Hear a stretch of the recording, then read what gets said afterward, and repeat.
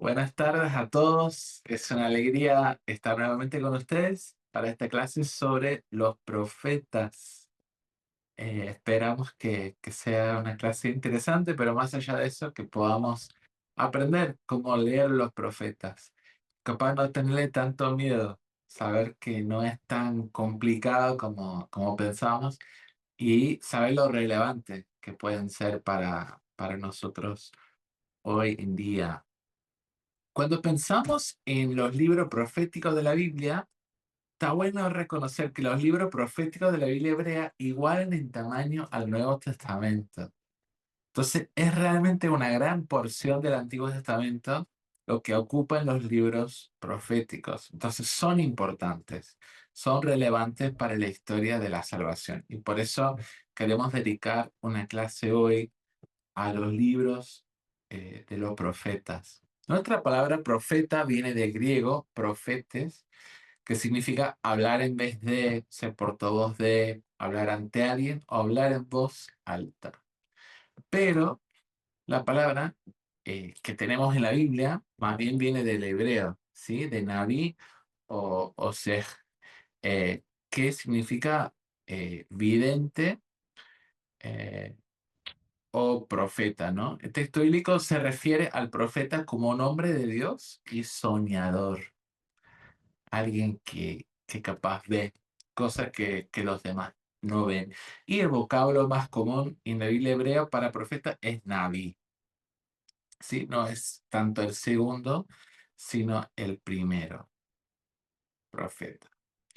Y lógicamente, o sea, según la palabra y las raíces, tanto en hebreo como en acadio y otros idiomas, la palabra profeta significa alguien que ha sido llamado o convocado al consejo de Dios para una vocación o para una misión concreta. ¿Sí? Ahora, podríamos preguntarnos, ¿de dónde surgen los profetas? ¿Dónde encontramos a los profetas y en qué momento histórico, en qué momento en la historia de la salvación? Bueno, los profetas surgen porque llaman al arrepentimiento a un pueblo que ha renegado con su identidad y que ha descuidado su vocación. Desde el libro de Deuteronomio reconocemos lo que es el plan de Dios para Israel, para que sea su pueblo escogido y para que lleve a cabo una vocación de llenar la tierra con su imagen, pero también de reflejar la verdad de Dios, de ser luz entre las naciones. Bueno, han renegado con su identidad. Ya no se cree el pueblo elegido por Dios, apartado para los propósitos de Dios, y su vocación ha tambaleado a través de la historia, ¿no? Lo vemos con los reyes. Lamentablemente no tenemos una clase para hablar de todo lo que pasó entre los jueces y los profetas, pero básicamente lo que vimos la vez pasada es que Israel quiso un rey, desplazando a Dios para colocar en su lugar un ser humano. Y bueno, le fue pésimo. Y tanto así que Dios mandó a los profetas para que supieran lo que les iba a pasar. Desde Deuteronomio 28 están las bendiciones y las maldiciones que acordaron Israel con Dios cuando hicieron el pacto. ¿Sí? Las bendiciones y maldiciones podríamos hablar hoy de responsabilidades y privilegios. ¿Sí? Si a Israel obedece y cumple con el pacto que ha hecho con Dios, va a recibir estas bendiciones. Y si no, van a recibir tal y tal castigo. Y capaz no tanto castigo, sino van a sufrir las consecuencias de sus propias malas decisiones, estando lejos de Dios y desprovisto de la bendición de Dios. Entonces los profetas surgen a partir de la negación de Israel de reconocer quiénes son porque han descuidado su vocación como pueblo de Dios.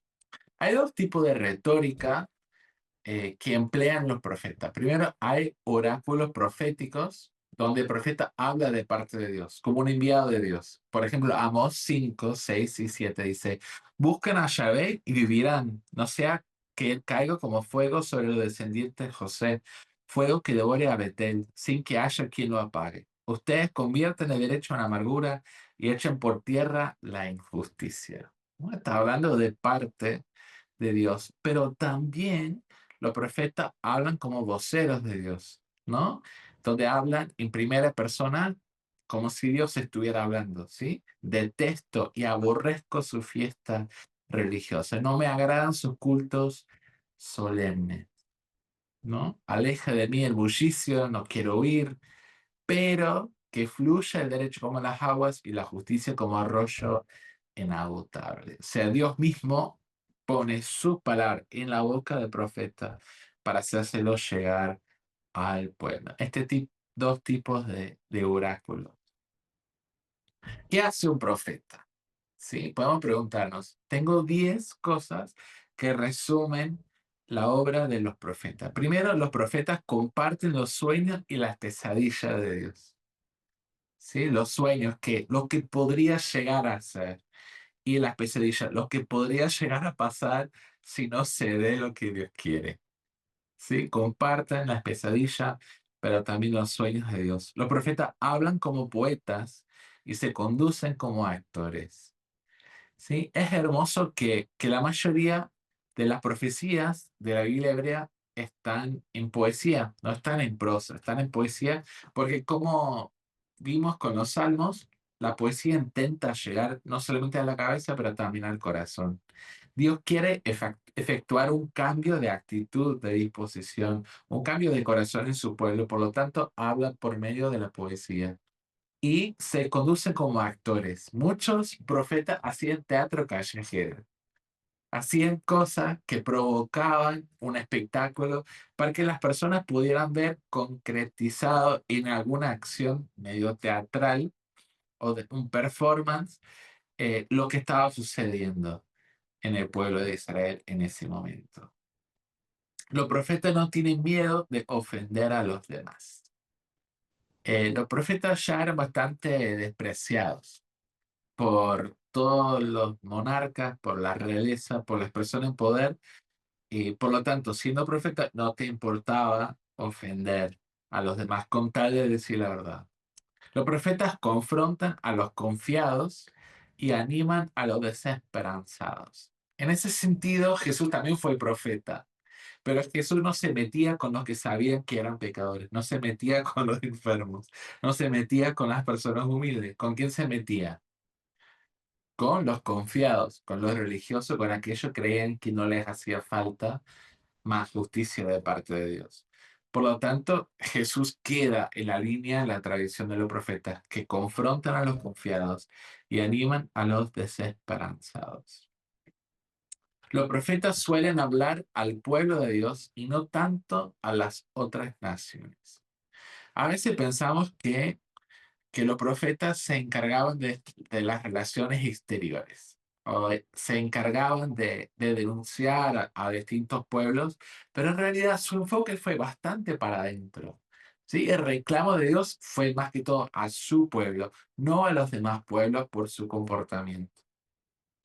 Los profetas no suelen ser empleados de ningún gobierno o iglesia. Esto es importantísimo.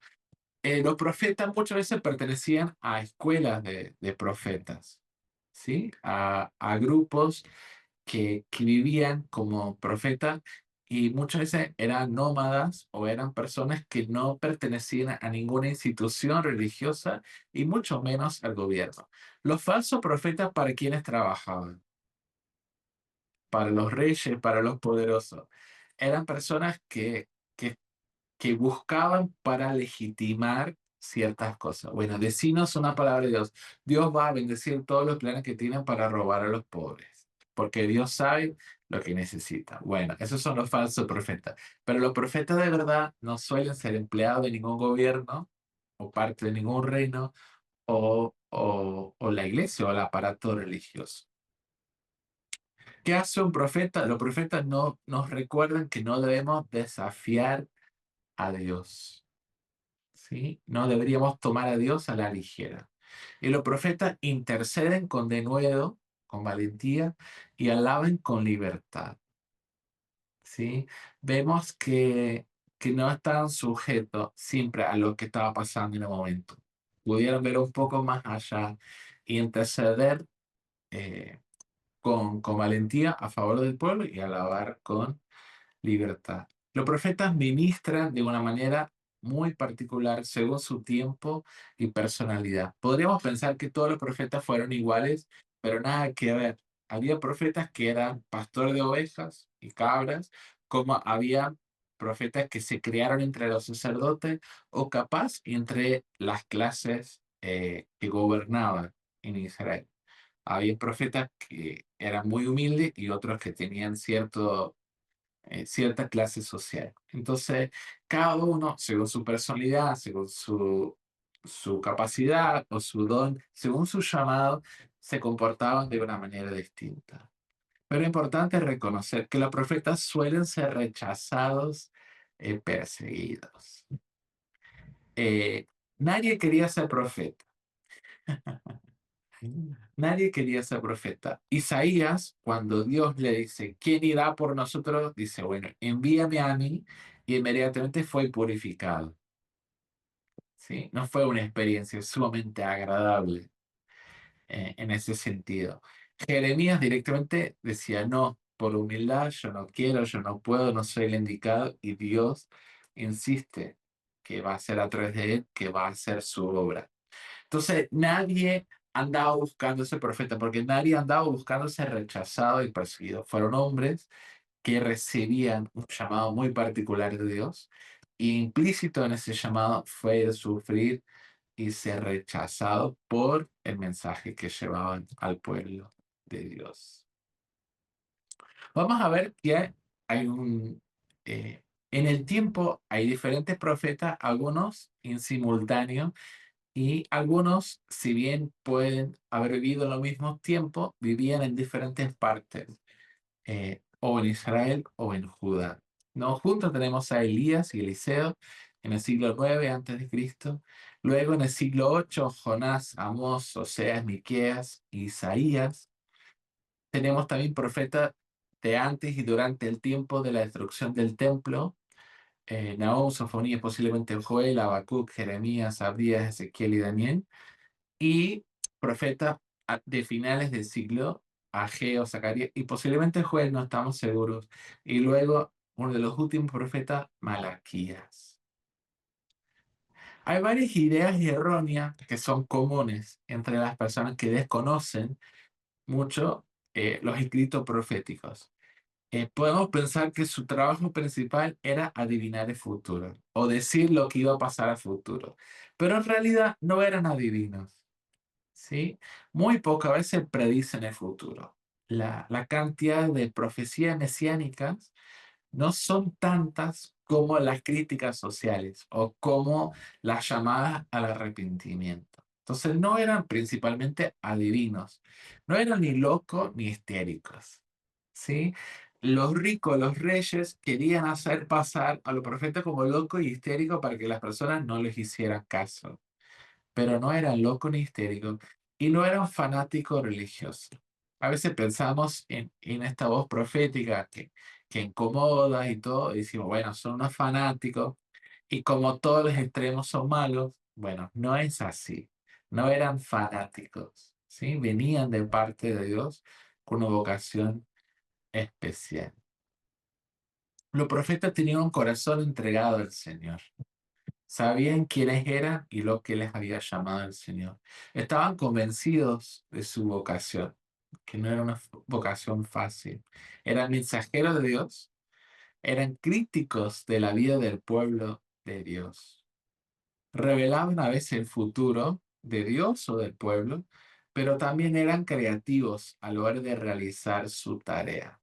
Cuando pensamos en creatividad, podemos pensar en profetas como Oseas, que se casó con una mujer que antes fue prostituta o que después de haberse casado con él, sí le fue infiel con otros hombres, haciéndonos entender cómo Israel había sido infiel con Dios. Entonces eran creativos por obra de Dios o por vocación propia, pero eran creativos a la hora de realizar sus tareas. ¿Sí? ¿Qué ¿Y para qué servían las profecías? Algo muy interesante, cuando leemos el Antiguo Testamento podemos decir, qué pueblo tan olvidadizo. Bueno, ¿para qué existían los profetas? Justamente para hacer memoria del pacto del pueblo con Dios, para que las personas recordaran a qué, a qué acuerdo habían llegado con Dios, ¿no? Cuál era su vocación, cuál era su identidad. También hacían llamados a la santidad personal y comunitaria.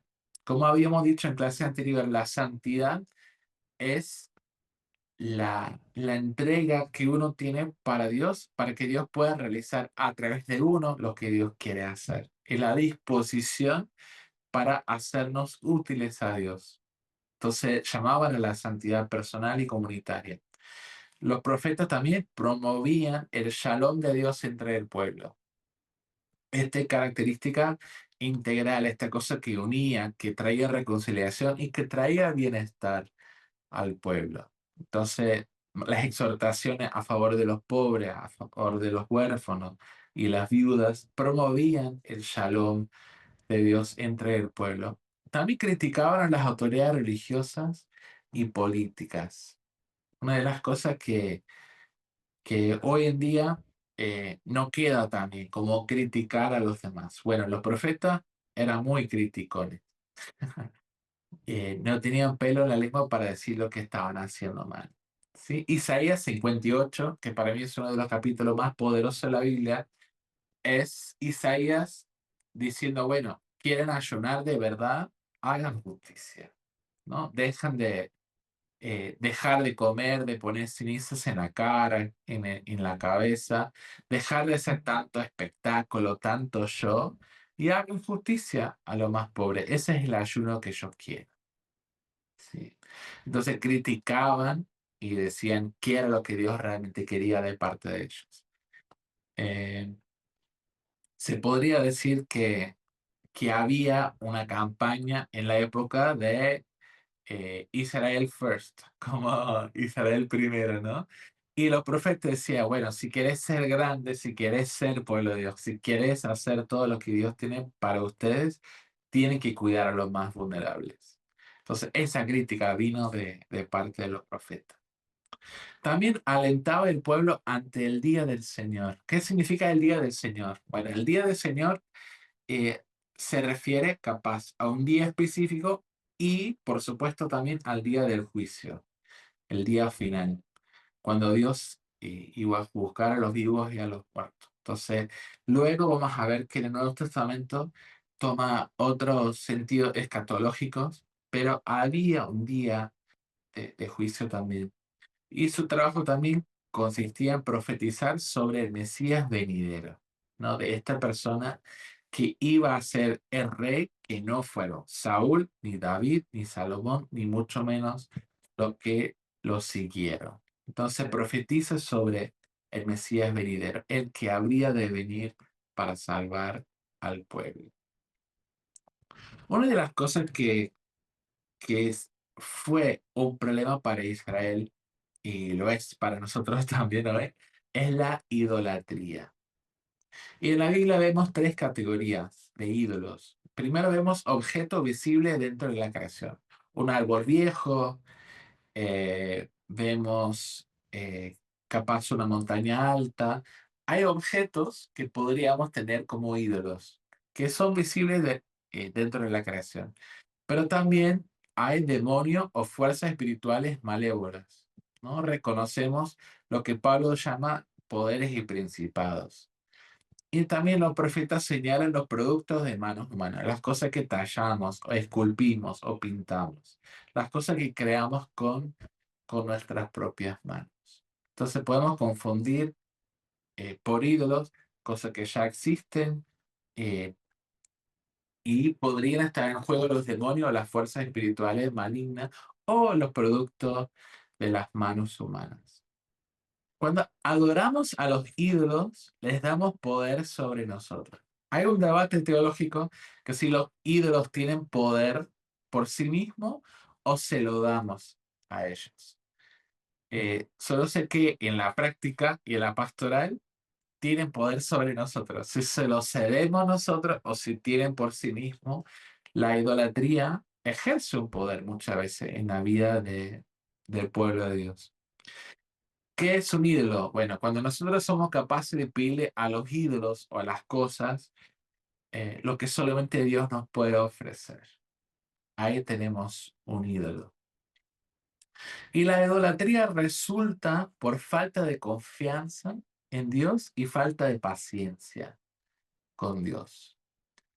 Es interesante que Dios quiso que el pueblo de Israel se sostuviera a través de la cosecha. No eran grandes pescadores en Israel. De hecho, no tenemos casi barcos, no tenemos eh, muestras que realmente fuera un pueblo marítimo, como fueron los fenicios, así más al norte. Pero Israel era un pueblo dedicado a la agricultura. Bueno, para que pudiera vivir de la agricultura, habría que esperar. Habría que confiar mucho en Dios y tenerle paciencia. Habría que trabajar juntos. Tiene otras lógicas, ¿no? No es un pueblo que conquistaba otros pueblos y quedaba con sus bienes, ¿no? Roma no se preocupó tanto por la siembra y la cosecha, porque podían robar o extraer de los demás. Bueno, Israel fue planificado para que pudiera y tuviera que esperar en Dios, confiar en Él y tenerle paciencia. Pero Israel, cuando se ve ante una situación difícil, una hambruna, una mala cosecha, ven que los demás pueblos, en teoría, tienen un mejor pasar que ellos, una prosperidad mayor, y van haciendo los cálculos. Y en su cabeza, a ellos les va mejor porque también adoran a ciertos dioses. Entonces, en su mente, las cosas funcionaban de esa manera, de repente. Bueno, vemos que en Canaán había un culto a Baal, que fue una prueba constante para Israel por muchos años. ¿Qué vemos de la arqueología? Que es una religión que enfatizaba la adivinación, la comunicación con los antepasados muertos y el sacrificio humano. O sea, bastante terrible. Cuando la Biblia habla de Baal, eh, hace que pareciera que fuese un culto de fertilidad que involucra la prostitución sagrada. ¿Sí? No sabemos si es hipérbole para hablar de la infidelidad de Israel, que literalmente se acostaban con otros dioses, o si era una manera teológica, literaria, para describir la infidelidad de Dios. El hecho es que confiar en Baal y todos los dioses que rodean a Baal en los cánones de Canaán, vemos una falta de confianza en Dios, Yahvé, una falta de paciencia y capaz preocupación por lo que otras naciones podrían hacer por ellos. ¿Se acuerdan la clase pasada que querían un rey que fuera delante de ellos en la guerra? Como si Dios nunca lo hubiese hecho. Antes, ahora quieren que un rey lo haga. Entonces está reemplazando a Dios y esta es otra manifestación del mismo fenómeno. ¿Había falsos profetas en el Antiguo Testamento? Sí, sí había falsos profetas. En Deuteronomio 13 y 18 nos dan unas pistas. ¿Cómo discernir si alguien es un falso profeta? Primero, su profecía tiene que ser coherente con la anterior revelación de Yahvé. Por ejemplo, un profeta que te dice, Yahvé ha dicho o ha dicho el Señor, vayamos a adorar a otros dioses, sabemos de una buena vez que es falso profeta, porque contradice la anterior revelación de Dios que dice que Dios hay uno solo y solo a Él deberíamos amar y servir. Entonces, si la profecía nueva entra en conflicto con la profecía anterior, es un falso profeta. Número dos, si las profecías no se cumplen, no se realizan, hay una serie de palabras hebreas para hablar de este fenómeno que no coinciden del todo con el castellano y todo un temazo, pero si de alguna manera mienten y se puede comprobar la mentira o la equivocación o el error, son falsos profetas y no se debería creer nada de lo que dicen. Muchas veces... eh, últimamente los falsos profetas salen a pedir perdón, ¿no? Hace poco iba a acontecer el rapto y bueno, ¿qué pasó? No pasó, entonces el profeta, bueno, redobla la apuesta y da otra fecha. Bueno, la Biblia toma muy en serio a los falsos profetas y pone un precio muy caro. ¿Cuál es el precio o qué debería pasarle al falso profeta según Deuteronomio 3 y 18? La pena de muerte. ¿Sí? Nos podría parecer muy fuerte, pero también muy fuerte es el daño que hacen los falsos profetas, ¿no? Que son capaces, como ciegos, de guiar otros ciegos. Entonces la Biblia toma muy en serio a los falsos profetas y Dios muestra su desdén, su enojo, su ira con aquellos que pretenden pronunciarse a favor de él sin tener la autorización o la vocación para poder hacerlo.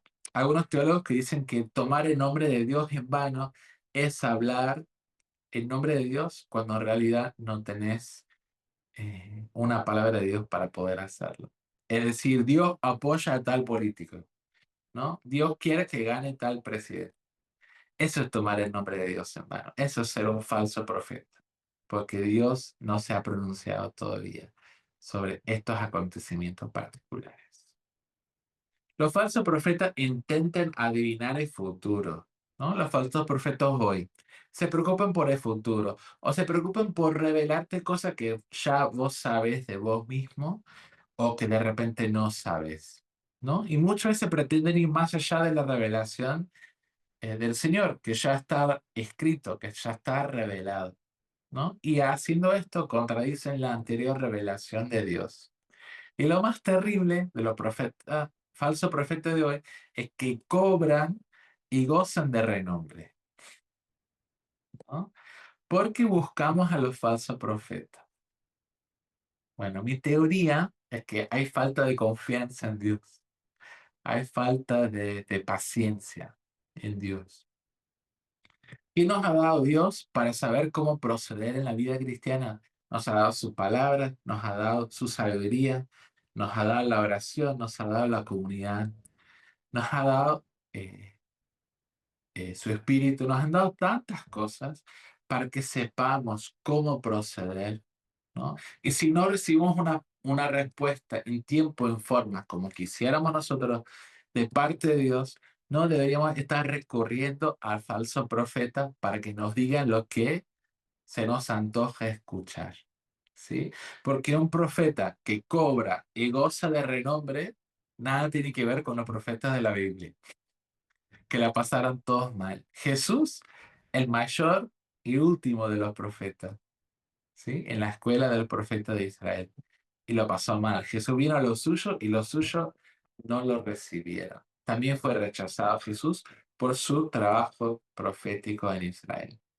Entonces, si alguien hoy, con la cara bien lavada, cobra, goza de renombre y intenta profetizar en nombre de Dios, ojito, mucho cuidado. Probablemente no venga de parte de Dios. Entonces, una pregunta que podríamos hacernos es si los profetas tuvieron éxito. ¿Tuvieron éxito los profetas? Bueno, ¿cuál fue su tarea principal? Llamar al pueblo al arrepentimiento, dar profecías sobre el Mesías, dar esperanza para el futuro, pero por un lado fracasaron porque, ¿qué pasó? Se acabó la paciencia de Dios con su propio pueblo y el reino del norte fue invadido por Asiria en el 722 a.C. y fue completamente destruido.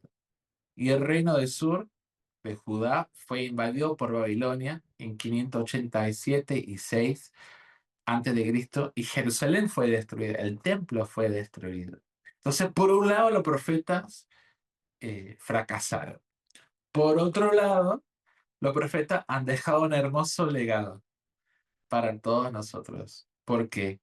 Porque nos revelan el corazón de Dios para con su pueblo. El corazón de Dios que no cambia, ¿sí? No es que Dios era uno en la Biblia hebrea y ahora el Nuevo Testamento es otro. Pero nos revelan partes claves del corazón de Dios que nos ayudan luego a entender y interpretar a Jesús. ¿Sí? Entonces, los profetas nos dejan un hermoso legado. También nos dan pistas de quién es el Mesías y cómo tiene que ser ese Mesías. Además de eso, nos dan otras lecciones que vamos a ver antes de terminar la clase de hoy. Luego del cautiverio en Babilonia, estaba por verse el cumplimiento de las profecías acerca de la restauración de Israel y del venidero reino de Dios. ¿Cómo termina el Antiguo Testamento? ¿Cómo termina la Biblia hebrea? El pueblo, si bien algunos han vuelto, están mal, están muy mal y hay muchísimas expectativas por lo que Dios va a hacer. Algunos teólogos creen que cuando Dios abandona el templo en Jerusalén, Dios no vuelve al segundo templo, al templo de Herodes. Dios no vuelve a habitar ese espacio sagrado. Cuando Dios habitó por primera vez el templo, lo hizo de una manera espectacular, ¿sí? Y fue obvio para todos los que presenciaron eso. Bueno, en ninguno de los escritos hay una narrativa acerca de un Dios que vuelve al templo. Y pareciera que a pesar de que tuviera un templo, no tiene la misma gloria ni esplendor del templo anterior. Y no solamente hablando de lo lujoso que podría haber sido bajo Salomón, sino que falta la presencia de Dios. Entonces, a pesar de que Israel vuelve del exilio, siguen una especie de exilio, porque sigan en su país, pero gobernados por otros países. Si vamos a ver que hay una serie de invasores que hasta el tiempo entre la vuelta, después de Persia, hasta los romanos, pasan varios reinos gobernando Israel. Pero vamos a ver que también hay una especie de exilio teológico. Si Dios no ha vuelto al templo, ¿cuándo va a volver Dios? Porque los profetas que dijeron, Dios va a volver y va a volver como rey. Bueno, no tenía ni rey, tenían un rey, pero no era judío y no era un hombre de Dios y no hizo justicia. Entonces Dios no ha vuelto y tampoco ha vuelto el rey que habían prometido los profetas. ¿Cuáles eran entonces las expectativas mesiánicas de Israel? El fin del exilio, tanto geográfico como teológico, la restauración de Israel. ¿Sí? Dios decía, yo voy a traer desde las cuatro esquinas del mundo a todos los que fueron dispersados por causa del exilio. Bueno, están esperando esa restauración. Eso lo vamos a ver recién en Pentecostés, más adelante, que hay una especie de restauración de Israel donde las personas vuelvan del exilio, fin del exilio, y están esperando la venida del reino, y con un reino tiene que haber un rey, ¿sí? Y esto es donde falla mucho nuestra imaginación cristiana occidental. La mayoría de nosotros vivimos, menos los españoles, en sociedades totalmente democráticas, sin monarquía. Y nos cuesta imaginar cómo sería vivir bajo un rey. Entonces, cuando pensamos en reino de Dios, pensamos como movimiento político, movimiento social, pensamos en buena onda, paz, amor, pero no hay reino sin rey. Entonces Jesús vino a ser ese rey de ese reino y tiene unas características muy, muy interesantes. Entonces, ¿cuáles son las expectativas? El fin del exilio, la restauración de Israel y la venida del reino de Dios juntamente con su rey. Quiero compartirles, antes de terminar, algunas joyitas de tantas de los profetas. Me encanta este pasaje en Habacuc. Pero la tierra será llena del conocimiento de la gloria del Señor, como las aguas cubren el mar. En medio de las críticas sociales, en medio de las llamadas al arrepentimiento, hay ciertos destellos del futuro humano con Dios.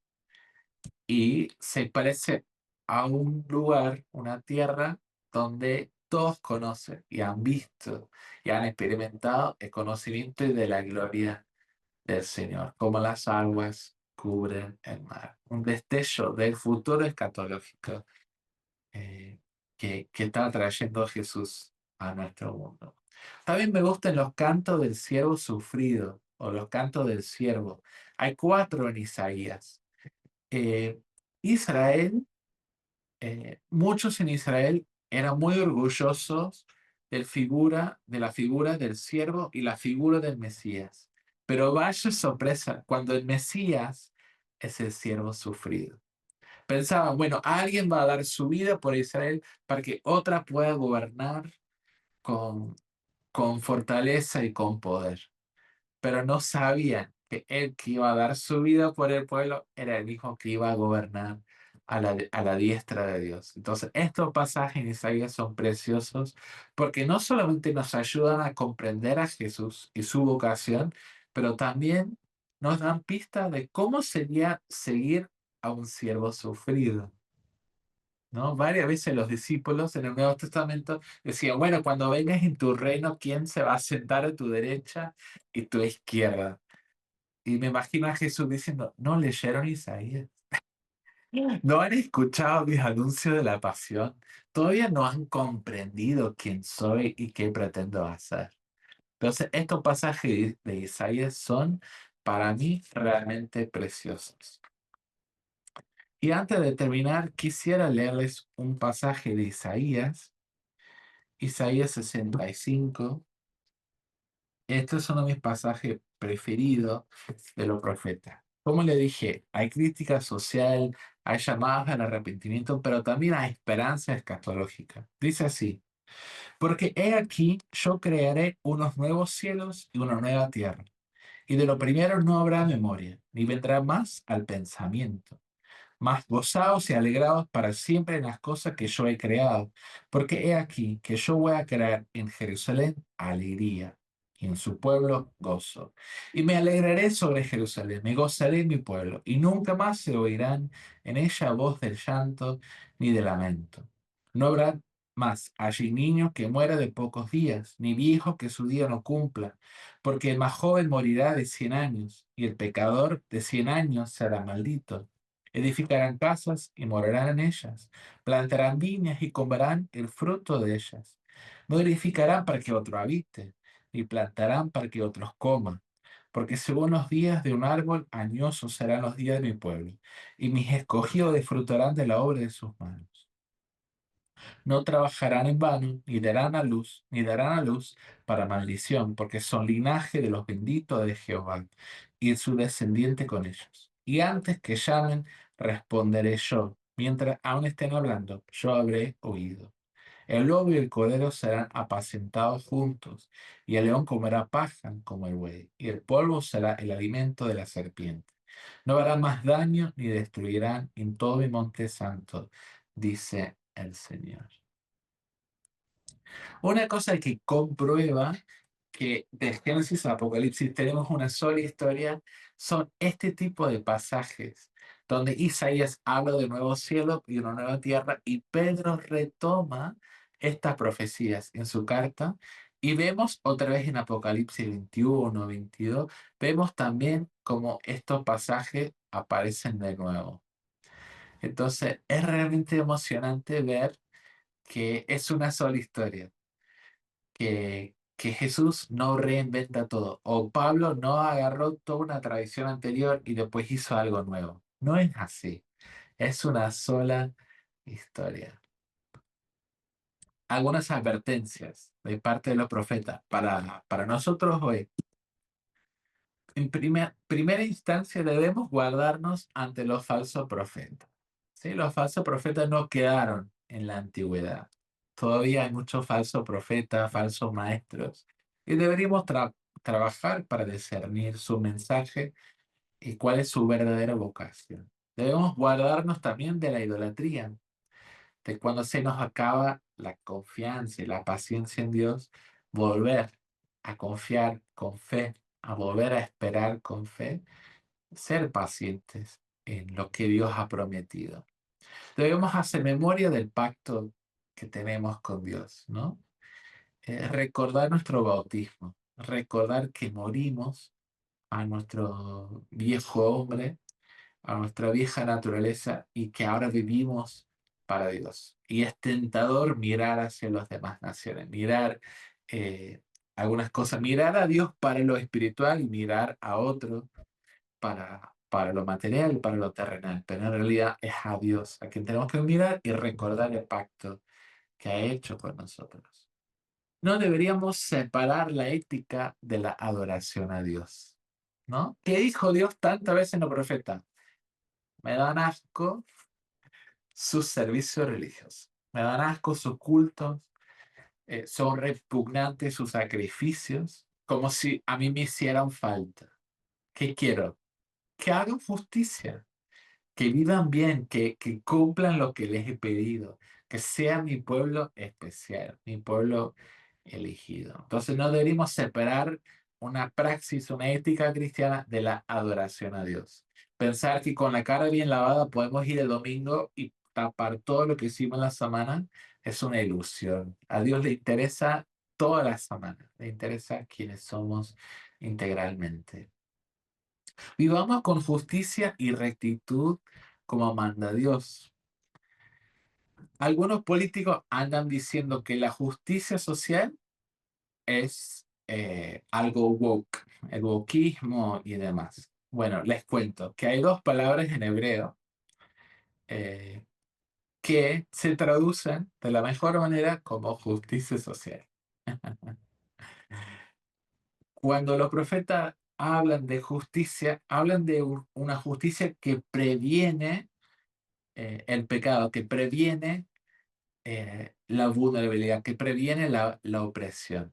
¿Cuál es la idea de Dios? Que no tengamos que tener tribunales, tantos tribunales para arreglar las cosas, porque viviendo justamente en justicia podemos prevenir estas tragedias que luego suceden, por las cuales después reclamamos justicia. Entonces, a Dios le interesa la justicia social, no como concepto político, pero justicia social de verdad, que previene, que cuida, que le importa que pasa al otro.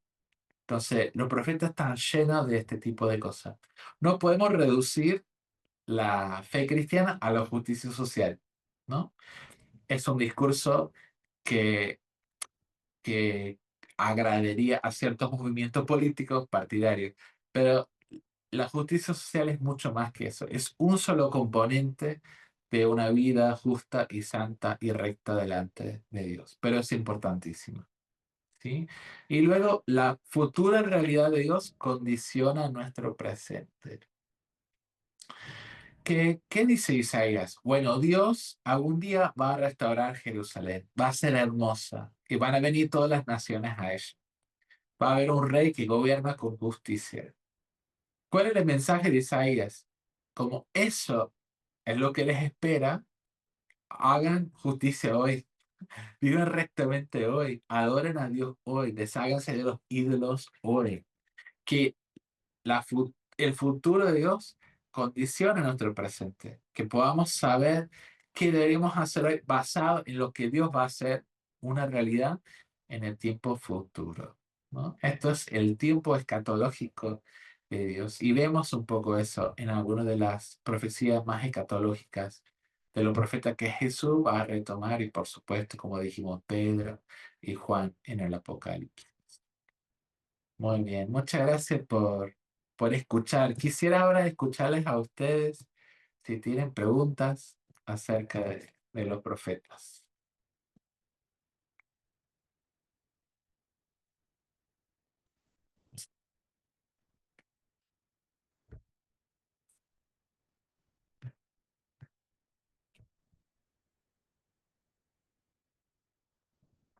Adelante, Diego.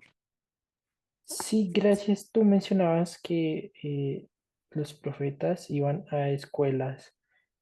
Me da mucha curiosidad como qué tipo de examen, entre comillas, se les hacía para ser admitidos.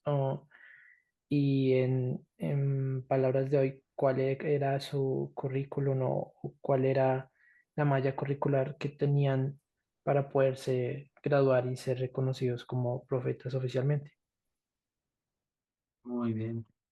Debo admitir que no soy experto en el tema, pero cuando decimos escuela de profeta, capaz no es tanto la idea que tenemos solo de una escuela donde hay un currículo y donde hay una graduación, sino más bien como una banda de profetas. Un grupo de hombres que se entrega a la consagración, que estudia las escrituras y que participa en ciertos actos proféticos eh, de antes.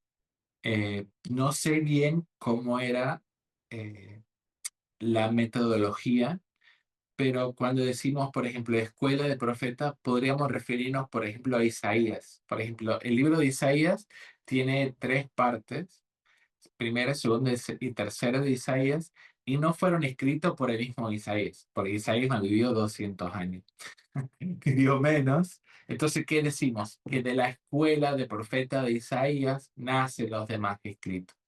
Son como aprendices de Isaías, que continúan su legado, su profecía, continúan en la tradición de Isaías. Entonces, sería muy interesante estudiar eso un poco más. Yo tendré que estudiarlo un poco más.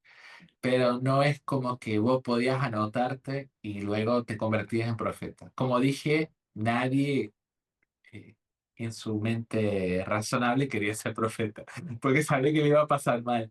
Pero de alguna manera había hombres que se dispusieron para aprender de los profetas y de participar en esa vocación. Muy buena pregunta, Diego. Eric. No estoy muy seguro cómo hacer la pregunta, pero bueno, voy a intentar. Pensando, digamos, en la historia de salvación, cuando uno lee los libros de los profetas, es como que lo que a mí a veces me confunde un poco es cuando se escribieron los libros o cuando los profetas hablaron inicialmente, ellos tenían como audiencia el pueblo de Israel. Ahora nosotros lo estamos leyendo post venida de Jesús, digamos, del Espíritu Santo, de la iglesia. ¿Cómo podemos hacer para discernir, por ejemplo, no sé, qué tipo de promesas eran quizás solo para Israel o qué tipo de promesas eran para el pueblo de Dios en general y uno como iglesia también les puede abrazar? ¿Qué cosas que uno personal puede agarrar? ¿Qué cosas uno no debería agarrar desde el punto de vista personal? ¿Qué cosas, pues, a mí siempre me hace ruido decir, bueno, hasta qué punto Dios no les falló, no, no quiero ser herético, pero cuando ellos esperaban una restauración y definitivamente lo que ellos esperaban no sucedió. Entonces, como que esa parte a mí me cuesta un poco cuando leo los libros proféticos desde mi perspectiva hoy como cristiano, digamos. Bueno, es una muy buena pregunta. Eh, hay profecías que tienen doble cumplimiento, que tienen primero un cumplimiento en el tiempo de ellos, en el tiempo de Israel, y luego se cumple en Jesús. Entonces, desde este lado de la cruz, podemos discernir que algunas profecías hablaban de Ezequías y luego también se cumplen en Jesús. Ese rey, consejero, príncipe de paz, capaz en un momento fue un hombre, en un momento particular, pero luego Jesús lo fue mucho más que ese hombre. Entonces, hay profecías de doble cumplimiento que podemos entender mejor de este lado de la cruz, pero hay que estudiar muy bien los contextos históricos y saber que los profetas eh,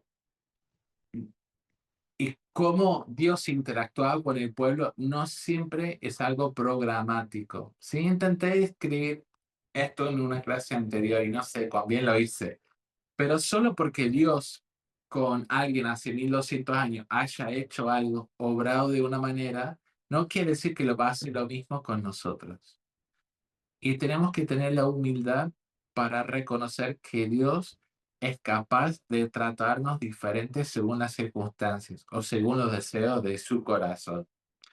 Entonces, a veces las promesas a Israel eran para Israel y nosotros tenemos la oportunidad de leerlas y no tomarlas como promesas, sino revelación de quién es Dios y cómo obra Dios. Entonces nos quedamos con eso. Mira cómo Dios cuidó a su pueblo y no pensar que eso a mí me dice algo hoy, para mi situación particular.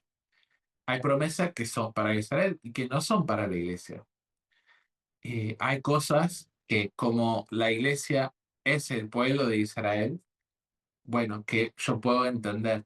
Por ejemplo, especialmente en las cuestiones de ética, ¿no? Una iglesia que abandona a las viudas de su congregación, abandona a los más pobres para dar más plata y construirse un gimnasio atrás. Isaías 58 les vendría muy bien. Entonces, eh, creo que hay que fijarnos muy bien en contexto y no ser tan rápido a decir qué me quiere decir este pasaje, porque capaz no es lo que nosotros pensamos. Hay pasajes que también son muy específicos a Jeremías, ¿no? Yo te mando que hagas esto, que hagas lo otro, que yo te elegí. Es con Jeremías, no es conmigo. Y está bien que no sea conmigo, pero me revela un Dios que elige, que capacita, que acompaña, que entiende lo que uno pasa. Entonces, está bien, pero no fue conmigo las palabras de Dios a Jeremías, por ejemplo, a la cual no solemos abrazar con tanta facilidad.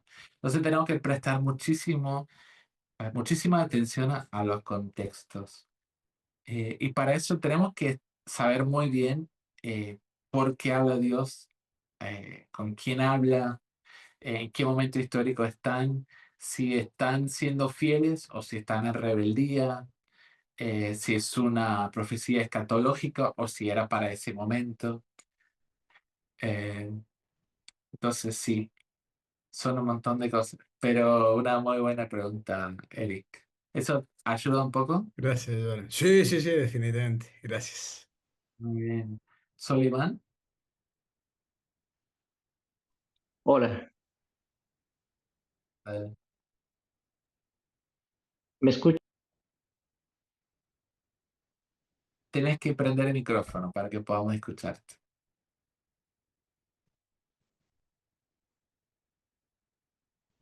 Sí, ahora sí.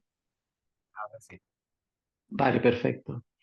Eh, Creo que este tema me ha gustado mucho. Es primera vez que acompaño, pero siempre miro en la reprise. Eh, Hace unos días estaba hablando con un amigo evangélico respecto al tema de los profetas. Y yo le preguntaba cómo era posible que hoy en día hubieran tantos profetas, principalmente dentro de un grupo exclusivo que es la Iglesia Evangélica, independientemente de sus denominaciones, y que no haya solo una sola unidad. Por ejemplo, yo soy de Guatemala, ahora vivo en España y en España recientemente los recientes grupos protestantes está poniendo muy de moda el ministerio de profetazgo. Pero viniendo de Guatemala, eso desde los 90 se miraba, por ejemplo, esos ministerios proféticos en los que al final dices, no son profetas o no son profecías, simplemente son repetir versos con una emoción o inspiración, como que dice el Señor que ensanches el sitio de tu tienda y no se haces caso. A ver, eso es un verso bonito, no es una profecía. Y, a ver, yo como musulmán considero que un problema muy grande dentro del cristianismo hoy en día es ese, que hay tantos profetas, ¿ya? Que causan tanta división y fracción dentro del cristianismo. Si te das cuenta, la historia y el objetivo de los profetas en la Biblia era un mensaje directo para unir al pueblo. Y hoy en día tienes a profetas diciendo una cosa, otro diciendo otra, y no existe una sola autoridad o un solo profeta que sea capaz de quitar todas estas divisiones. Y si te das cuenta, por ejemplo, en algunos grupos como los calvinistas reformados, por ejemplo, consideran que no es correcto el tema del profetazgo hoy en día, pero otros grupos sí y te cuentan que sí, que vimos maravillas, que tenemos profetas, que se cumplieron las profecías. ¿Será al final también que este exceso o excitación emocional producirá un efecto por fe más que un profetazgo? Muchas gracias por tu pregunta. Es un tema complejo por la diversidad de creencias y de teología dentro del cristianismo, eh, yo soy partidario de que el cristianismo es Cristo. El cristianismo es abrazar a Jesús y ser como Jesús y esperar a Jesús.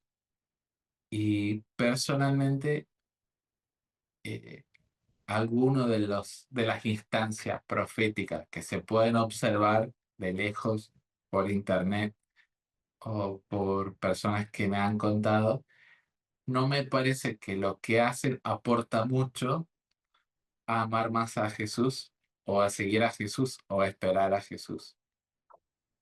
Pareciera haber otros afanes y intereses y como decimos, capaz tampoco suma a la unidad de la iglesia estas voces proféticas. Eh, es triste para mí que hay tanto afán de escuchar cosas novedosas cuando ya todo está dicho, ¿no? Un teólogo que dice algo nuevo es un hereje. Todo ya se ha dicho, todo ya se sabe, no vas a descubrir nada nuevo. Eh, y capaz ese comezón de oír que condenaban los profetas en el Antiguo Testamento es justamente la enfermedad de nuestra época, queriendo escuchar algo novedoso, algo nuevo, cuando ya Jesús y la gracia y el Espíritu Santo y, y el servicio de la iglesia ya bastante para pensar, para tener que escuchar algo nuevo. Es un desafío ya muy grande para que tengamos que recurrir y intentar descubrir otras cosas. Entonces, hay una cuota de emocionalismo, hay una cuota de búsqueda y hay una cuota también, creo que, de desconocimiento de la Biblia. Yo no soy quien para decir que no existen profetas hoy, que no existen personas que puedan hacer una crítica social acertada, que no hayan personas que nos pueden llamar al arrepentimiento. Seguramente hay. Y doy gracias a Dios por las personas que intenten hacer eso de manera profética sin tener que llamarse profeta o sin tener que promover un ministerio profético, eh, pero que siguen en la tradición de lo que hicieron los antiguos profetas, me parece perfecto. Pero a mí me encantaría que simplificáramos un poco la fe en pos de Jesús, sin tanta distracción de lo que veo que podrían hacer de ciertos movimientos proféticos. Así que muchas gracias por tu intervención. Antes de Ubaldo y Eric, quiero leer en los comentarios, dice, en estos tiempos este tema de los profetas es muy delicado porque porque han hecho y dicho cosas que no han venido de Dios. Por tanto, hay muchos que no creen los profetas de hoy en día. ¿Tú qué piensas de eso? Bueno, acaba de decir más o menos que pienso. eh, yo creo que hay que tener más reserva ante las personas que dicen ser profetas. Las personas que yo he conocido en persona que han podido eh, ver cosas más allá en el sentido de que tengan un sentido espiritual de discernir y de entender y estar en sintonía con Dios, eh, no lo hacen públicamente. Son muy cuidadosos con lo que dicen. Son personas de oración, son personas de mucha compasión, no son personas vestidas de traje que andan cobrando de iglesia en iglesia. Entonces, eh, para mí es importante que, que la mirada esté en Jesús. Y si alguien que dice ese profeta te remita a Jesús, capaz mal no está. Pero si te remite a otras cosas, de repente hay que preocuparse. Paula dice, es importante recordar que 2 de Pedro 1, 19 al 20 nos asegura que ya contamos con la palabra profética más segura, tal cual, con la cual velar y filtrar las profecías actuales y las experiencias personales. Lo que me encanta es que de este lado de la cruz, con el canon, tanto de la Biblia hebrea como el Nuevo Testamento, tenemos bastante recursos para conocer a Dios, para entender qué es lo que quiere de nosotros, ¿no? Y 2000 años de tradición que apoya estas lecturas de la Biblia. Ubaldo, te escuchamos. Hola, prof. Hola, compañeros. Quiero hacer dos preguntas. La primera es muy sencilla, es más como de sí o no. Y la segunda, bueno, tiene que ver con el tema de los profetas, pero más tiene que ver con el tema de todas las clases que hemos estado viendo. Y ya que empezaron a sacar las preguntas difíciles, pues creo que es como... No. La primera es, no sé si hablaste un poco, porque llegué un poco tarde a empezar la clase, pero no sé si hablaste un poco de las palabras hebreas que se traducen como profeta. Sé que en algún momento el profeta se caracterizaba por criticar al rey, la sociedad, la manera en la que se estaba haciendo política. Y la pregunta es, ¿crees que deberíamos, como siervos del Señor, cuando nosotros somos llamados no tanto a profetizar, pero sí a llamar al arrepentimiento a través de compartir el Evangelio?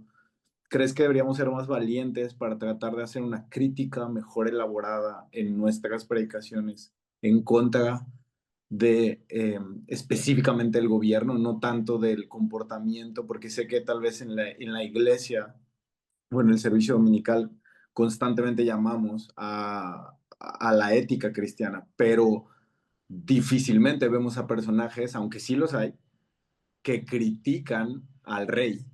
Y el profeta, una de las cosas que hacía era que criticaba mucho también al rey. A veces tal vez es por miedo. Entonces la pregunta es, ¿crees que deberíamos ser más valientes en ese sentido? Y la otra, am, es una pregunta que la verdad me ha dado vueltas en mi cabeza. Tuve la oportunidad de platicar con una persona y de ahí, bueno, salió. Y la pregunta es, y lo veo ahora con los profetas, que mencionabas que, por ejemplo, los profetas no tuvieron tanto éxito porque muchos de ellos llamaban al arrepentimiento y, por ejemplo, Isaías no convirtió a nadie, ¿no? Por ejemplo, ¿no? O vemos a Jonás que se arrepiente de Nínive, pero luego otra vez vuelve a caer en desgracia, en pecado, ¿no? Y viene su devastación. Entonces la pregunta es, ¿el pecado es una condición obligatoria para experimentar la gracia de Dios? Y tal vez no pensando en gracia como el Haris, sino la gracia salvífica específicamente. Si no, no se puede experimentar. Sé que en las tradiciones cristianas hay mucho abanico, pero me gustaría saber tu em, entendimiento o tu comentario acerca, tu pensamiento acerca de eso. Bueno, en cuanto a la primera pregunta, a mí me parece bien que de vez en cuando los cristianos digan eh, que no está bien lo que haga el gobierno. Ya no vivimos en países, o sea, ya nuestro país no es el pueblo de Dios. O sea, Israel tenía algo muy particular, que era como nación y era el pueblo de Dios. México no es el pueblo de Dios como lo fue Israel, ni Estados Unidos, ni Argentina. Entonces, pero de igual manera podemos criticar a los gobiernos por las injusticias que hacen, y más si dicen ser cristianos cuando no pareciera. Entonces, creo que está bien que critiquemos a los gobiernos, pero creo que no habrá falta quien critique, pero sí habrá falta de quién puede responder con hechos o con ejemplos de lo que debería hacer. A mí me encanta pensar la iglesia como una sociedad alternativa, ¿no? A mí me dicen que si usan todos los impuestos para ayudar a los pobres, todos vamos a quedar en la ruina. Pero en nuestra iglesia no hay alguien que quede en la calle porque entre todos apoyamos. O ninguna madre soltera en nuestra iglesia pasa hambre porque entre todos hacemos un mercado. Entonces, no es verdad que hay tanta escasez de bienes en una comunidad que todos quedamos en la ruina por querer ayudar a unos pocos. Entonces, en ese sentido, la iglesia es un ejemplo de sociedad, es una luz entre las naciones para que sepa qué clase de nación, qué clase de pueblo, qué clase de sociedad quiere Dios. Entonces, criticar es fácil y a veces hay que hacerlo. Si un político, no creo que pase, me invite a orar por él en público, voy a pedir la bendición de Dios por él, por su familia, para que Dios lo cuide, para que Dios lo guíe, para que le dé sabiduría, pero también para que no se olvide de los pobres, para que no le saque plata a la educación, para que no le saque plata a la salud pública. O sea, voy a pedir que también haga justicia, que entienda que Dios ama a todos por igual y que cada persona es digna de su humanidad, de una experiencia justa en sociedad. Entonces, pero es muy fácil criticar y hay iglesias que solo critican y no hacen. Entonces, a mí me encantaría ver iglesias que dicen, ¿no? Un domingo en mi iglesia yo dije, bueno, el presidente de nuestro país dijo que los emigrantes son los que están echando a perder nuestro país. Bueno, no es así. No es así y les voy a decir por qué. Entonces, hay veces que hay que decir, está mal lo que dijo fulano, el político, está mal lo que hacen, eh, pero hagamos algo para que el mundo vea, para que el mundo pueda percibir en concreto qué es la voluntad de Dios para nosotros, que la generosidad no arruina, de la bondad de la creación, que hay comida para todos, hay lugar para todos. Yo amar a alguien diferente a mí, yo no soy menos, soy más. Entonces, por un lado, criticar con hechos y que no caigamos en lo que llamamos en inglés virtue signaling, que es como señalar la propia virtud a través de la crítica. Como no puedo creer que la gente de derecha diga tal cosa, o no puedo creer que la gente de izquierda sea capaz de, nosotros jamás seríamos capaces de actuar de esa manera. Que la crítica no quede como, mire lo buenos que somos, sino que una crítica sea una crítica, pero respaldado de una vida íntegra del Evangelio, me parece que pesa más y conmueve más. Creo que lo que va es como ver la sociedad, no son las estadísticas, es la belleza de la obra de Cristo en la praxis, en la compasión. Eh, Cuando nosotros repartíamos comida en una plaza, acá en la capital, en Buenos Aires, las personas en situación de calle nos decían, ¿dónde firmamos? Y yo le dije, firmamos que no para el voto, para la campaña, tenemos que dar nuestro número de documentos, no, no tienen que hablar ni siquiera con nosotros. Porque no, porque esto lo hacemos por Jesús, no por ningún interés político. Entonces, eh, nos buscaban y de paso a los meses decían, orá por mí, o me pasa esto, o qué sé yo. Entonces, esa ayuda desinteresada, creo que eso realmente es el profeta, ¿no? Decir como yo puedo servir sin pedir nada a cambio.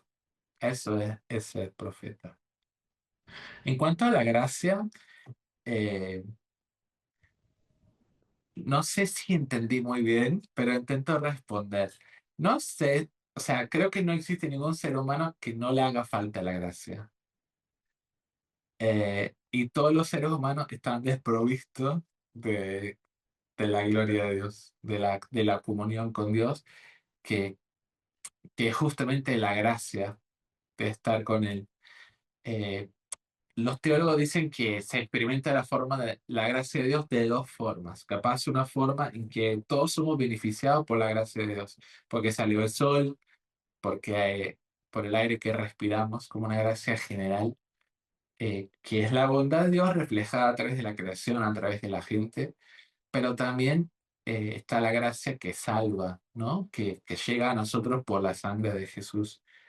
Eh, yo creo que esa gracia la experimentamos apenas cuando nos damos cuenta de la necesidad de ella.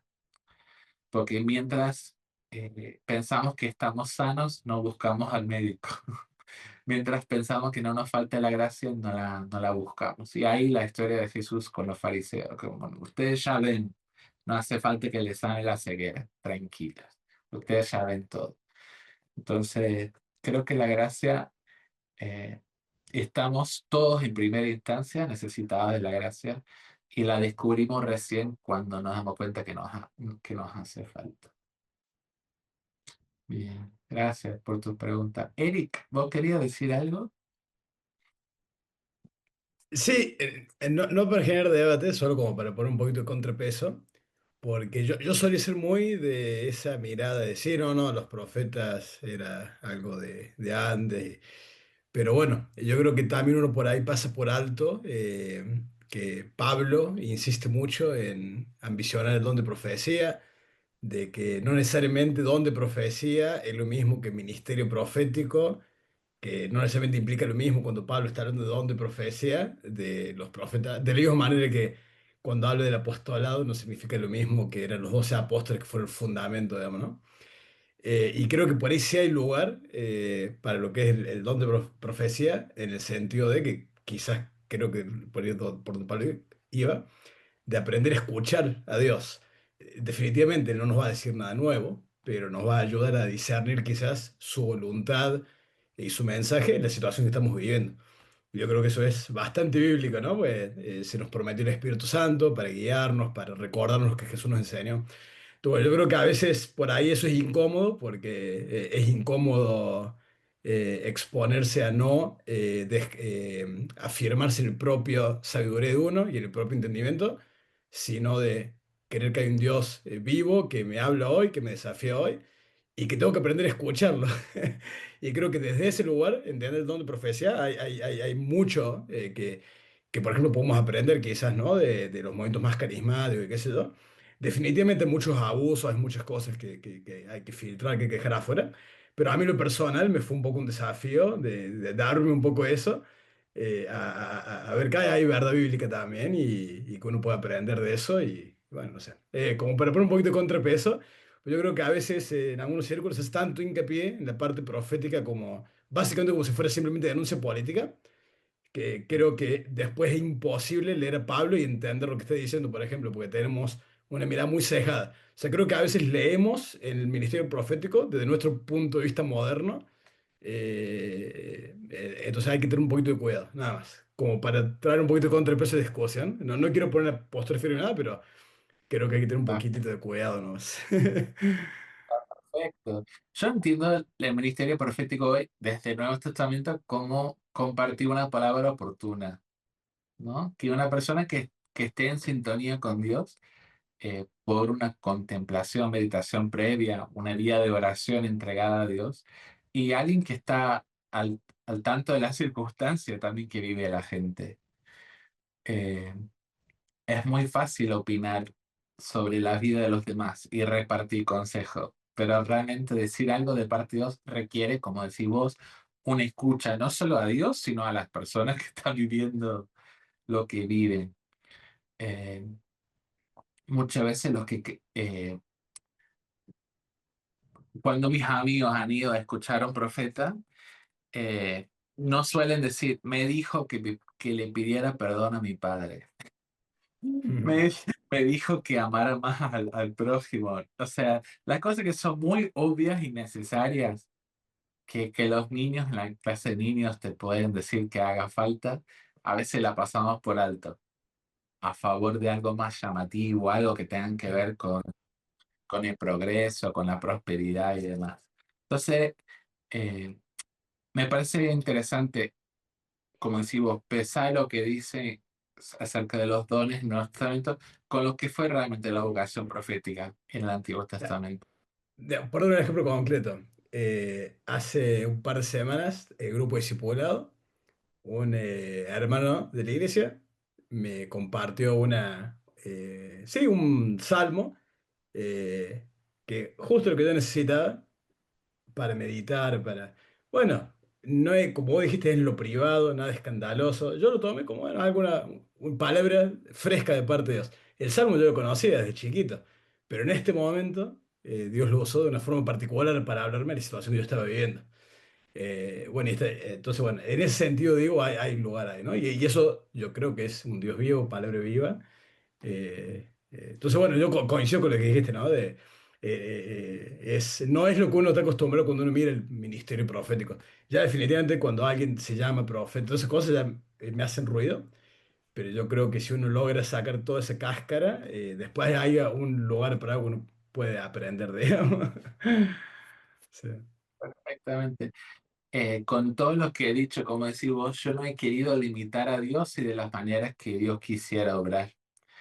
Yo creo que una de las cosas que quiero que entendamos de la historia de la salvación es que Dios nos sorprende siempre. Muy pocas veces Dios actúa de la manera que esperamos. Eh, los seres humanos son mucho más predecibles que Dios. Pero Dios constantemente eh, tiene paciencia y nos sorprende, o castiga y nos sorprende, hace justicia y en vez de hacer justicia, tener misericordia, bueno, y así Dios a cada rato nos está sorprendiendo. ¿Cuánto más en Jesús? Los cuatro evangelios a mí me incomodan un montón, porque Jesús está haciendo un montón de cosas y creo que si leemos bien, nos incomodamos porque sabemos que es con nosotros la cosa también.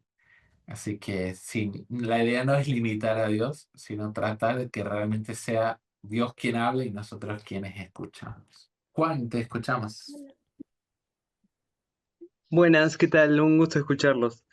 Em, Quería consultar en relación con los profetas, ¿qué herramientas nos pueden traer o podemos extraer de ellos en el sentido de para salirnos de los binarismos que muchas veces en los cuales nos encontramos como iglesias o como espacios, ¿no?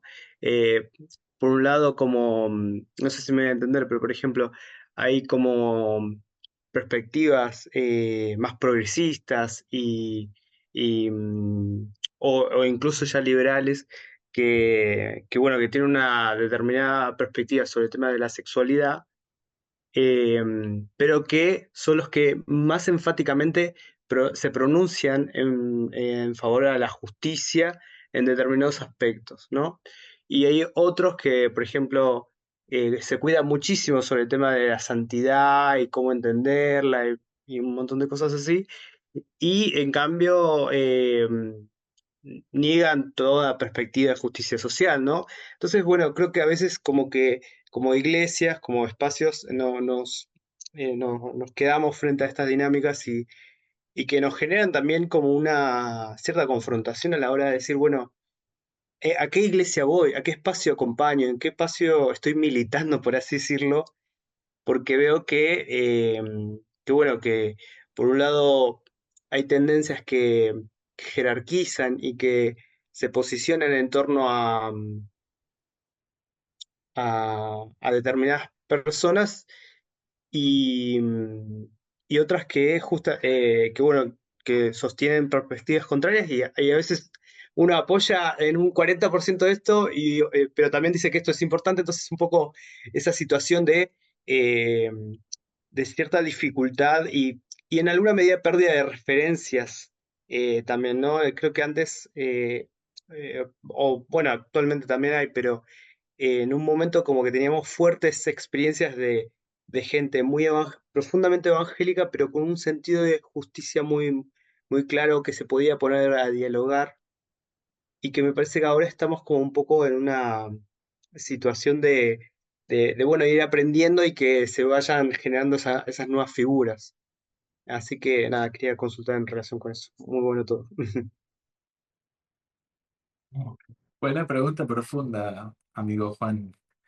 Eh, yo una vez pasé un fin de semana en un espacio cristiano progresista y hablaron mucho de justicia y demás, pero jamás abrieron la Biblia, ni siquiera para leer los profetas. Y en espacios más conservadores abren la Biblia, pero seleccionan con mucho cuidado los pasajes que eh, que quieren traer a colación. Entonces, lo que yo veo es que tenemos miedo de leer la Biblia. Tenemos miedo de que la Biblia hable y que pueda cambiar las convicciones que hemos tenido y sostenemos a través del tiempo. Eh, para mí, si solo tuviésemos los profetas, tendríamos ya resueltas muchas cosas, como que el amor a Dios y el amor al prójimo no hay ningún conflicto. No tenemos que elegir entre el prójimo y Dios. También para amar a Dios hay que amar al prójimo. Para poder adorar y dar sacrificios a Dios, hay que cuidar a los huérfanos y las viudas. Entonces, hemos sido selectivos con nuestras lecturas o hemos obviado la Biblia por completo con tal de sostener lo que a nosotros nos parece que es lo más importante. Eh, entonces, hay dos espacios. Hay que leer bien eh, los profetas. Eh, Hay que saber también que la justicia social como fin en sí mismo no es un buen fin. Eh, ¿Por qué Dios quería la justicia social? Para que el mundo supiera cómo es vivir en santidad con el prójimo. O sea, todo lo que Dios manda al pueblo intenta hacer que el pueblo se parezca más a Él para que el mundo lo conozca. Entonces, la justicia social tiene una razón de ser teológica, no primeramente social. Obviamente hace bien a la sociedad que haya justicia, que haya, que haya buenas relaciones entre las personas, relaciones justas, equitativas, pero en principio es para que Dios se conozca y para que el mundo conozca a Dios, ¿no?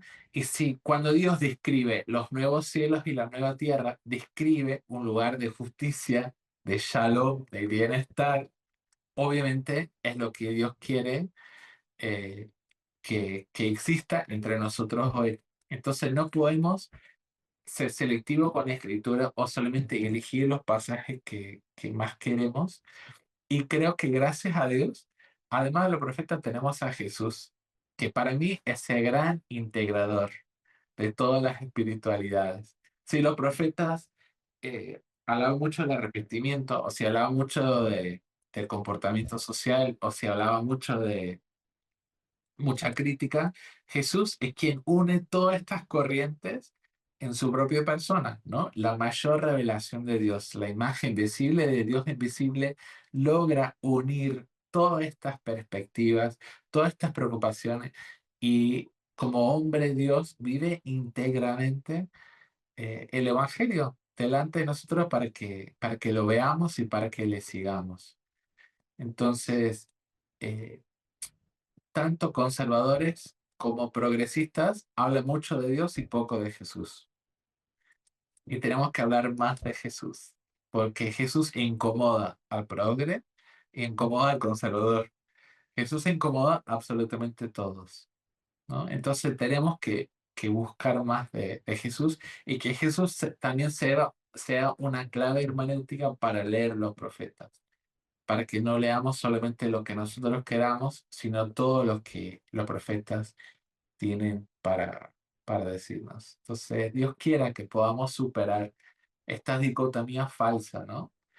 Entre cuestiones que realmente que están a servicio del bipartidismo, pero que nada tienen que ver con el reino de Dios.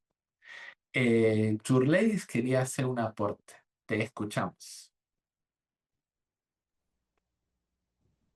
Hola, sí, buenas tardes. Bueno, profe, mire, yo estuve también con usted en un curso de extranjeros y peregrinos. No me pierdo una con usted. Y algo que me pareció muy interesante en una de las clases, me voy a tomar el papel de leerlo, dice, el Evangelio de Cristo y que anunció Pedro no tiene nada que ver con imponer una visión sociocultural y política. Tiene más que ver con la relación del cosmos eterno a través del reinado y gobierno de Cristo en nuestros corazones, en la humanidad. Y termina usted diciendo, no confundan la batalla cultural con la vocación del reino de Dios. Y lo que trata usted de explicar es que realmente el gobierno de Dios se establece en nuestros corazones y no a través de un sistema político. Está bien que existe pecado estructural, que existe un pecado que se da dentro de las sociedades, en las organizaciones, a través de las instituciones, pero este pecado tiene su raíz en el corazón del hombre, porque el hombre es el que crea las instituciones y al final pues quien las dirige, ¿no? Entonces, cuando los profetas hacen su labor profética o su labor de profecía, están llamando al pueblo al arrepentimiento en última instancia, porque no puede haber justicia social sin Cristo, no puede haber una justicia social si no hay gobierno de Dios en nuestros corazones, ¿no? Entonces pueden haber países o partidos políticos de izquierda o de derecha que tengan, digamos, un manual de ética o unos valores que nos parezcan interesantes para las estructuras de la sociedad o para el avance de una sociedad. Sin embargo, no tiene su raíz en Jesús. Y si no tiene su raíz en Jesús, simplemente no es justo.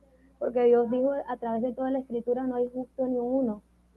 Entonces, al fin toda la profecía, cuando toda la profecía se reúne en Cristo, dice Cristo Jesús, que Él es el cumplimiento de la profecía, es porque Él es el único justo, sinceramente.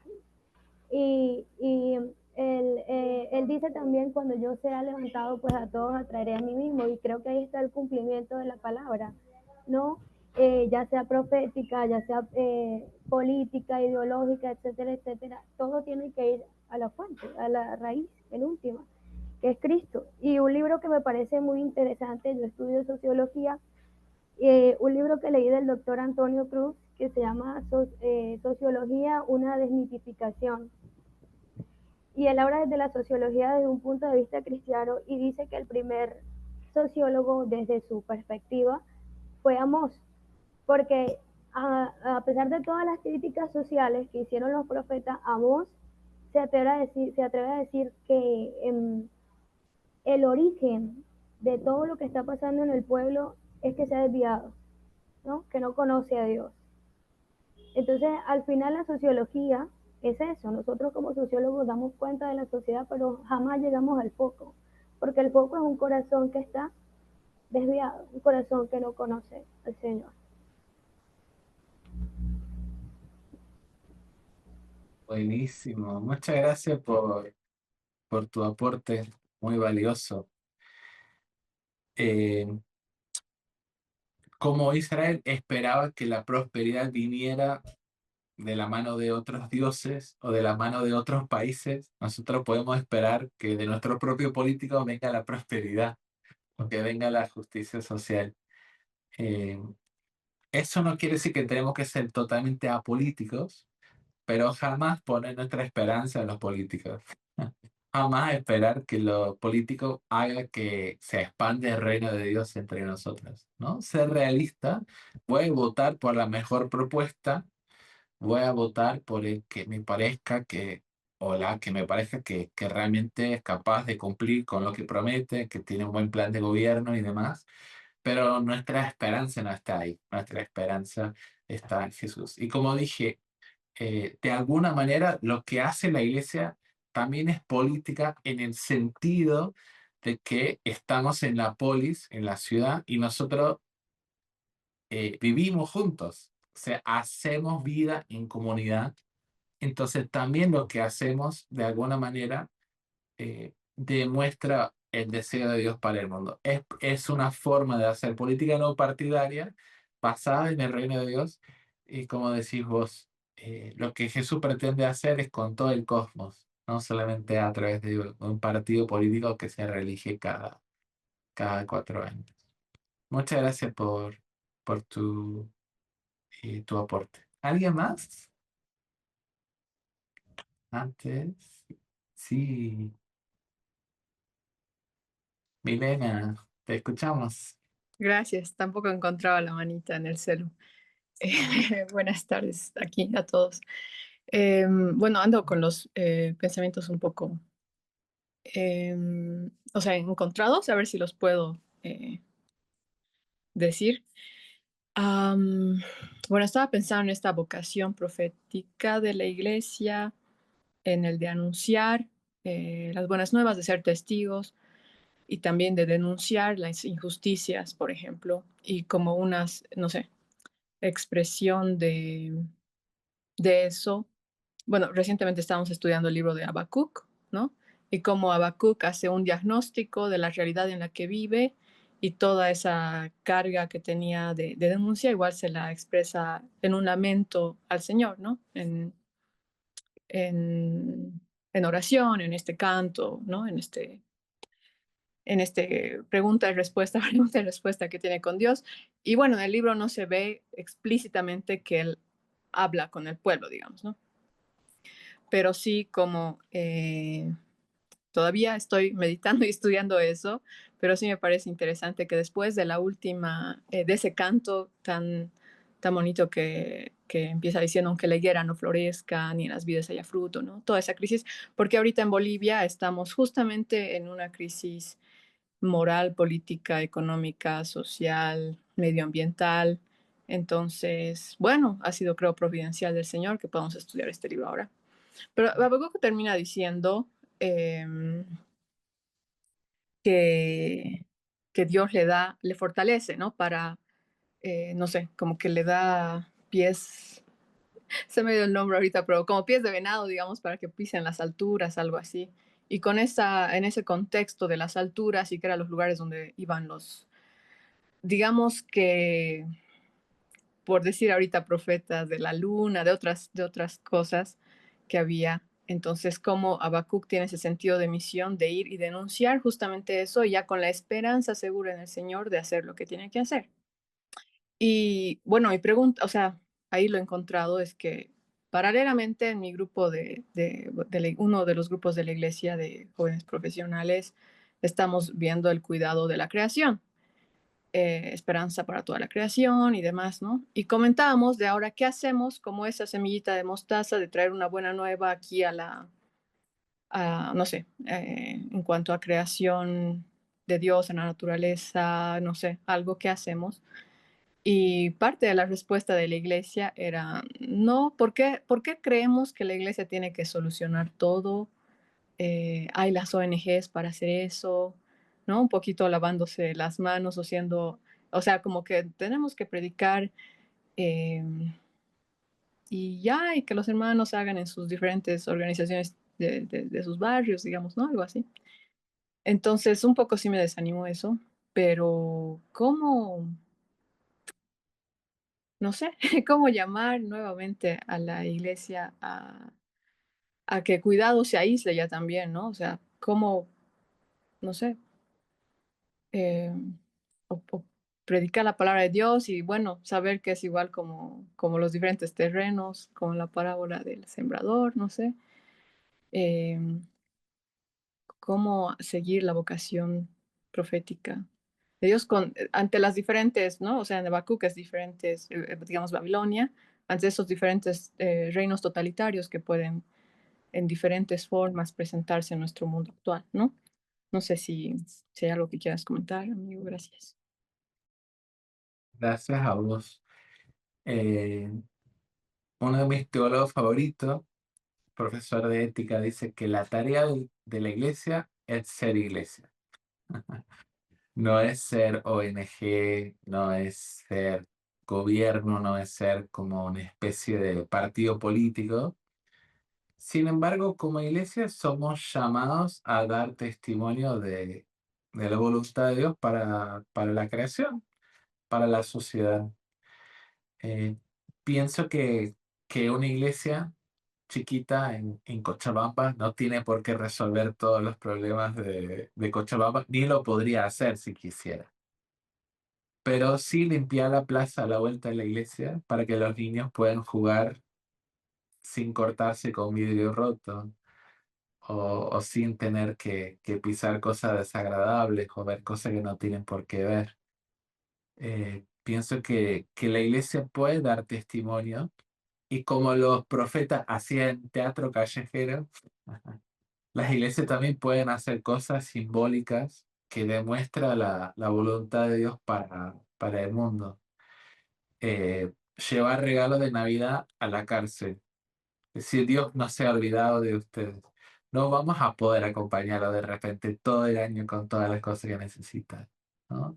O una vez al año llegar al orfanato, una casa con muchos niños y poder pasar un día con ellos y decir, bueno, tienen un padre que se preocupa por ustedes.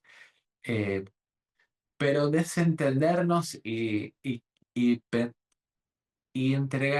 entregar al mundo a los que no conocen a Dios como si no nos interesara o que no nos importara su destino, me parece que está lejos de lo que Dios quiere para nosotros.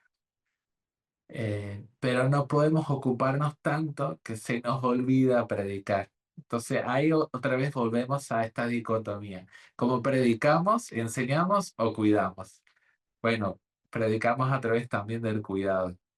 Predicamos a través de, de cuidar a la gente, de amar a la gente, de amar al prójimo. No tienen por qué ser dos cosas distintas. Muchas tradiciones cristianas tienen mucha tradición de hablar y muchos tienen mucha tradición de hacer, ¿no? ¿Qué tal si como Jesús podríamos hacer y explicar por qué hacemos lo que hacemos? Eso me encanta de Jesús, que muchas veces sana y luego explica. O multiplica los panes y después explica para qué son los panes. Pero llega a donde está la necesidad, sea la plaza cerca de la iglesia, sean los presos, sean los más vulnerables de la sociedad. Pero no dejamos de hacer, no nos damos por vencidos, pero entendemos que la visión de la iglesia es dar testimonio de múltiples formas, de formas creativas también. Podemos dar charlas sobre la creación. Podemos reciclar, ¿no? Las cosas que hay en la iglesia. Podemos hacer un montón de cosas, pero sin desviarnos de dar testimonio, sino buscar de manera integral, vivir esta vocación de manera muy práctica, muy palpable en la sociedad. No sé si tiene sentido. Sí, gracias. Gracias a Dios. Bueno, ¿un comentario más o pregunta más?